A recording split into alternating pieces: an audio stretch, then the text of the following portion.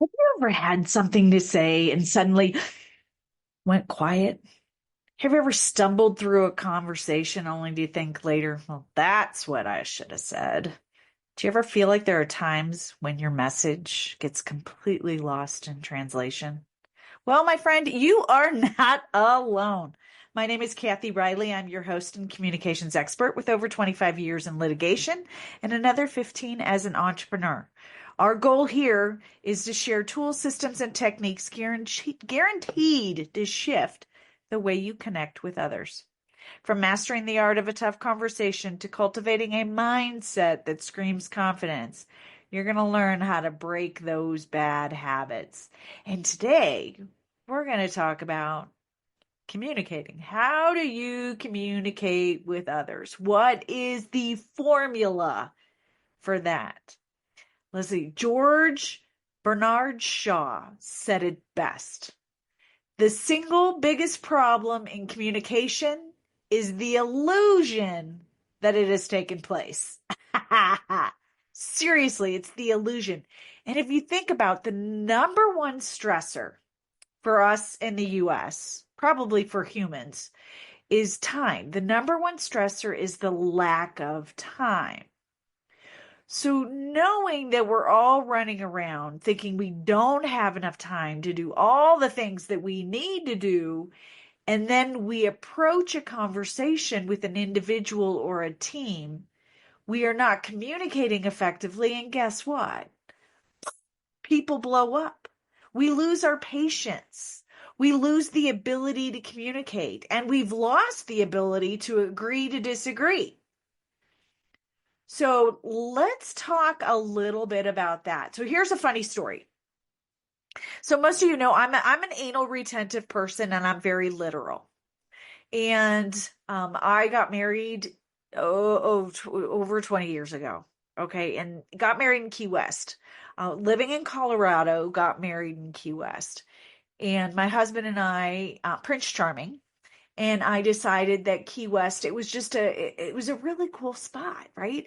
And we got on the Google because there was the Google back then. Well, I don't know if it was called the Google, but we got on the internet and we were just looking at places and we loved the ocean. And we found this amazing hotel at Key West. So it was the Wyndham Reach Resort. I don't think it exists anymore or it's been restructured or whatever, but it was this glorious, it was a beach front wedding with the ocean right there, big white pillars, this amazing garden. And then it had this gazebo set on the water. And it had that like a pathway to it so that you could get married on the beach, but you're not standing on the beach. That was my big thing because I like wearing big girl shoes. I'm a short girl. So I wanted to have this gazebo that was completely covered and it had fans, right? So even if we got married in June, on the longest day of the year, and it was beautiful. It was glorious. So we decided Key West. Okay. So in looking at all of that, then we're going to make choices as to how we were going to get married, meet the gentleman, the photographer, the music, all of these decisions. We actually made it via phone. Like there was very little things that we could look online, like it is today. So 20 plus years ago, it was very, very different. And so there was a lot of phone calls. And I contacted, there was a concierge, a woman that helped with the weddings at the Wyndham Reach. And so she became my best friend. So she recommended a bunch of different people for photographers, and I'd call them and have an interview. And the ones that connected, that's the one I hired. And then same with all of the different vendors and all of that. The food, I didn't taste or try anything. I was just shooting from my hip and talked with this bakery that she recommended. It had great reviews, right? And this is where you actually had testimonials. And so, but when it comes to cake, it's really not that hard to mess up a cake, really, really. And I love a casada cake. There's just something about casada, right? It's got that layer. So it's got this amazing cream cheese frosting, and then there's a layer of some jelly pudding yumminess in the middle, and it just packs full of flavor. So I was talking with the bakery and the baker, and we talked about that. That was one of their signature cakes. So they were able to do it, and we figured out the flavor and all this stuff. So me being anal retentive, I wrote it up and faxed it over to him.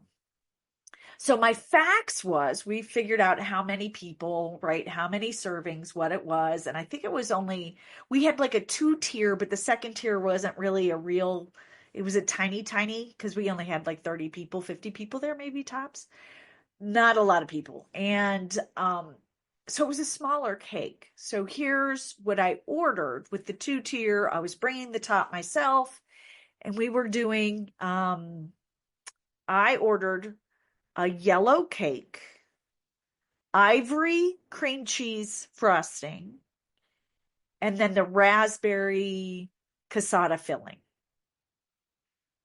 is what it is. So it was this much, and then this was the price, and I faxed it off to him. We were on the phone, confirmed everything's good. We're like, you would think it's not that difficult. You would think. There, I'm going somewhere with this. I know you can feel it. I'm going somewhere with this. So it was a late afternoon, kind of a sunset wedding, not quite sunset because I didn't want people blinded, but 4 o'clock, later day, and it's beautiful. My brother-in-law and his wife took care of the flowers. It was just gorgeous everywhere. And we had our close family and friends with us. It was a glorious day. The wedding ceremony guy, he's one I talked to, and we worked out together the vows. He did an excellent job delivering it, and it was a beautiful day. It was beautiful. The whole ceremony, everything went off without a hitch. And then we just basically walk off the pier and then go into the hotel for our reception. And we're, everybody's smiling and cheering and all that's going on. And we are just beaming eye to eye. We're hand to hand walking through that. And then we get into the hotel. It feels wonderful because it's Key West in June. It was pretty warm. So my husband, who was in his suit, he's like, I gotta take my coat off. So he goes over to the table, takes his coat off, and we start walking in just to get all the guests in there because they're following us. And I walk part way, and it's like halfway through the room, and I can see the cake. I see this cake. And I stop. I literally freeze. My face goes still. My eyes are laser focused. And I remember I still have the flowers in my hand. And I'm like, oh. Now, remember I did litigation. So I know when, like a conflict, I kind of just, all the emotion leaves my face. Like I get into that listening mode where I'm not taking part. And I went into that. I just kind of like, and I'm looking at it going, this is not what I ordered. This is not what I ordered. Not even close to what I ordered. But we're in Key West. And I go through my order in my head. Yellow cake, ivory cream cheese frosting, raspberry casata. That's what I led with yellow cake. And so I'm looking at this picture. I'm looking at this cake, and I have I have pictures. And it's bright yellow. It is like the epitome of Key West, bright, glow in the dark, highlighter kind of yellow. It screams from across the room. I could see the cake.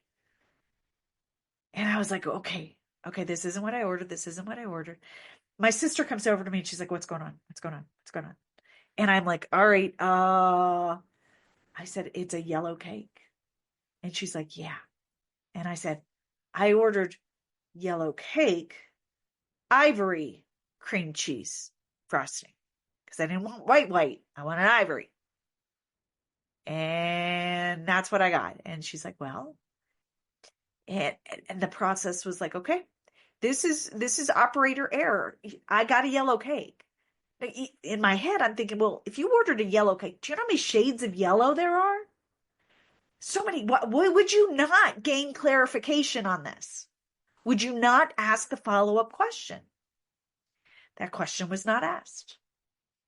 I thought we were on the same page. We clearly were not.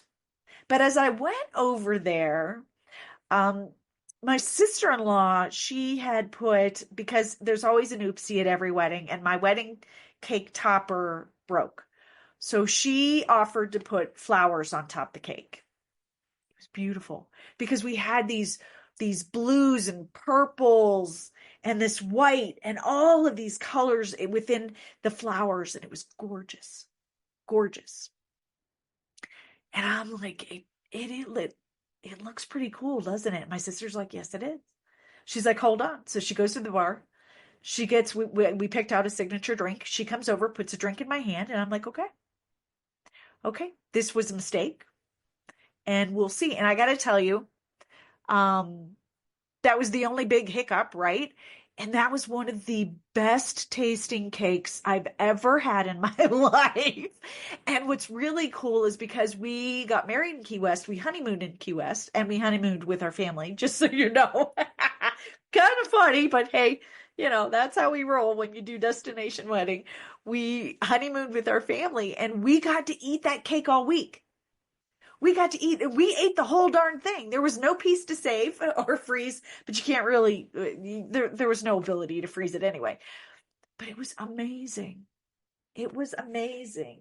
And so I'm here to share with you the point of this whole thing is that oftentimes when we're communicating, we are not clear. We lack clarity in what we're talking about. And we hesitate asking questions to gain that clarity. Okay. We then avoid anything that's difficult, right? We don't want to, if it feels icky, right? We're being misunderstood. It's going into that conflict arena, like, we avoid it. We avoid it. We don't want to ask or talk about anything that we know that's going to stir the pot. We avoid it. And another common mistake is we don't listen. We don't listen. We listen to respond. We don't listen to communicate. So those are some of the biggest issues with my wedding cake. Operator error. I did say yellow cake. There was not, I'm a very visual person. I thought it was a yellow cake inside. That's what I wanted. But I got, it's perspective. The ivory cream cheese. Yeah, obviously that missed the mark because it was a yellow cream cheese. It was freaking awesome, but it was yellow. So communication is complicated on so many levels. And when you think you know what the other person is on, like you've got it written down, it's all easy peasy, mistakes can still happen. So here's something to know when it comes to humans. Is every human out there, well, 99.9% of the humans out there, every human out there honestly is doing the best they can with the information they have. When it comes to that, allow yourself and them the grace to be misunderstood until you can gain that level of understanding. Let me say that again. Every human out there is doing the best they can with the information they have. So allow that miscommunication to happen. Give yourself and them grace. And allow for the questions to happen so that you can be on the same page and be understood. You guys think about that. So the formula for communication is this. It's what one person says. So what is spoken. It's also what the other person hears, right? So what we hear is different than what's said when it comes to comprehension.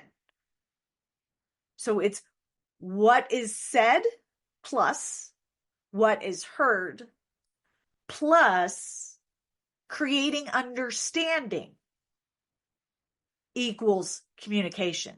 Now, that understanding, how do you get there? Well, this is it, my friends. Quite simply, it's asking questions. It's asking questions. I said yellow cake. I was talking yellow cake on the inside, not the out. Ivory cream cheese frosting. Well, it was probably ivory cream cheese frosting until they threw the yellow in there to match what I ordered was the yellow cake. Knowing that there's going to be a disconnect until you ask the questions. Ask the questions so that you gain the clarity, so that you know the two of you are on the same page. And this is where, questions, people hesitate. I've trained teams with it. I teach classes on this. People don't like to ask questions, but it's in the questions that creates the understanding. Questions are a powerful tool to make sure that I know that you know that I know that you know. We've got to get there. Making assumptions that we're on the same page creates lack of communication and can lead to conflict. So how do you avoid conflict? You ask questions and gain an understanding, right? This is where we're going. We're going to watch a movie. All right. Who's all everybody? Okay. All the parents, children, family, who's all going? What time are we going? Right? What movie are we going to see? So knowing you've got to ask those questions, get the details to say, okay, what do you say you want to watch a movie? I say I want to watch a movie. What movie do you want to see? Oh, I want to watch this movie. Well, can you create a compromise? That's where when you will never completely avoid conflict, but conflict stems most of the time from lack of understanding between the parties. And it's not understanding their perspective either. And it's all about making assumptions. And you know what they say about assumptions? So, my friend, walk away with this. Okay, the 3 steps to effective communication is what's said plus what's heard plus understanding. That understanding, how you do that is by asking questions. That equals effective communication. You will never be an effective communicator if you do not take the time to make sure that the other person understands what you're understanding, and when the other person's talking to you, that you completely understand what they're saying. That's powerful. And then knowing that as humans, we are doing the best we can with the information in front of us at any given time. We're doing the best we can. When we know better, we do better. Sometimes we have to learn that lesson a few times. I don't know if you're a parent out there, how many times do you have to tell your kid to do something, right? Adults are like that too. So giving them the grace to know that they're human and they're doing the best that they can, and we'll get there. All right, hopefully you walked away with a juicy little tidbit today. And that's a wrap for today's episode of Breaking Bad Communication. Thank you so much for being here. Before we sign off, don't forget to subscribe. And if you like what you heard today, go ahead and share that. Share it on a post. Share it with some friends. Tell them that they need to listen to Breaking Bad Communication. Know this. The quality of your life is in direct relation to your ability to communicate. So as you head out to the world, remember every conversation is a chance to shape your life and the lives of others. Whether it's a tough talk, casual chat, be clear, be intentional, and listen like it matters. The better you communicate, the more your life aligns with what you truly want. So, all right, go on, get back out there. Own your voice. Pay attention to your words and listen. Giddy up, my friend.